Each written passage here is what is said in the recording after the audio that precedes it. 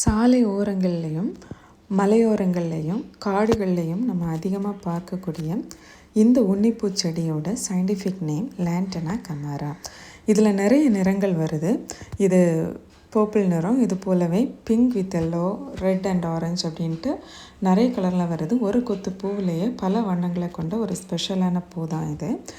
இந்த பூக்களோட தாயகம் மத்திய மற்றும் தென் அமெரிக்க நாடு. அந்த நாட்டில் இருந்து தான் இதை 19th செஞ்சுரியில் இங்கே கொண்டு வந்திருக்காங்க.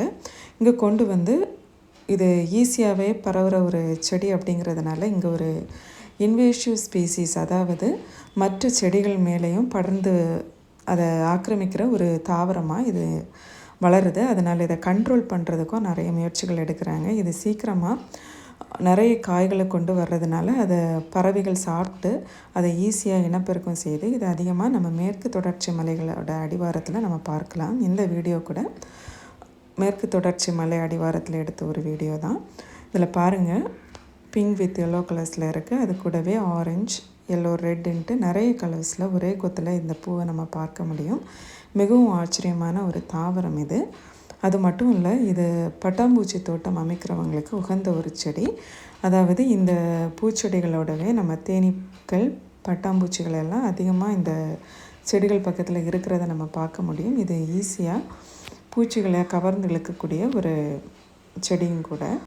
இந்த செடிகளை நம்ம தோட்டத்திலும் வளர்க்கலாம். இது நல்ல சூரிய வெளிச்சத்தில் அதிக மெயின்டெனன்ஸ் இல்லாமல் ஈஸியாகவே வளர்கிற ஒரு செடி. இதை விதைகள் மூலமாகவும் தண்டுகள் மூலமாகவும் நம்ம ஈஸியாக இதை வளர்க்க முடியும்.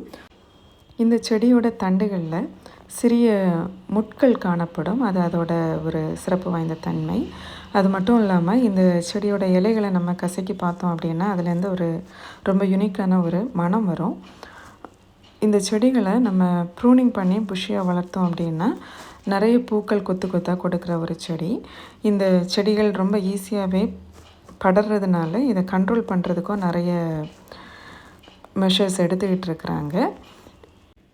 இந்த செடியோட பூக்களில் இருந்து காய்களும் வரும். அது பழுத்துது அப்படின்னா பர்பிள் இல்லைன்னா பிளாக் கலரில் இருக்கும். ஆனால் பச்சையாக இருக்கிறப்போ அதை சாப்பிட்டோம் அப்படின்னா அதில் கொஞ்சம் விஷத்தன்மை இருக்குது அப்படின்னு சொல்கிறாங்க. அதனால் பெட்ஸோ இல்லைன்னா கிட்ஸோ இதை சாப்பிடாம நம்ம கவனிச்சிக்க வேண்டியது அவசியம். இந்த மலை அடிவாரத்துலேருந்து தான் இந்த பூச்செடியோட வீடியோவை ஷூட் பண்ணியிருக்கோம்.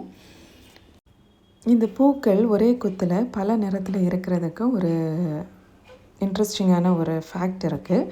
அதாவது இந்த பூக்கள் முதல்ல பூக்கிற டைமில் எல்லோ கலர்லேயோ இல்லைன்னா வெளிர் நிறத்துலையோ இருக்கும். அது என்ன அப்படின்னா அதில் தேன் நிறைஞ்சு இருக்கிற டைமில் அந்த நிறத்தில் இருக்கும். பிறகு இந்த பட்டாம்பூச்சிகள், தேனீக்கள் வந்து இந்த தேனை எடுத்ததுக்கப்புறமா அது நிறம் மாறுது. அப்போது இந்த பூக்கள் அந்த மஞ்சள் நிறத்தில் முதல்ல பூக்கிறப்போ அது வந்து ஒரு பட்டர்ஃப்ளைஸ்க்கும் மற்ற இன்செக்ட்ஸ்க்கும் அது ஒரு நல்ல ஒரு கம்யூனிகேஷன் மாதிரி இது செயல்படுது. இது ஒரு இயற்கையோட ஒரு அற்புதமான ஒரு விஷயம். வீடுகளில் கூட இந்த செடியை அதிக மெயின்டெனன்ஸ் இல்லாமல் ஈஸியாக வளர்க்க முடியும். ஆனால் நம்ம இதை கொஞ்சம் கண்ட்ரோலாக வச்சுக்க வேண்டியதும் ரொம்ப அவசியம்.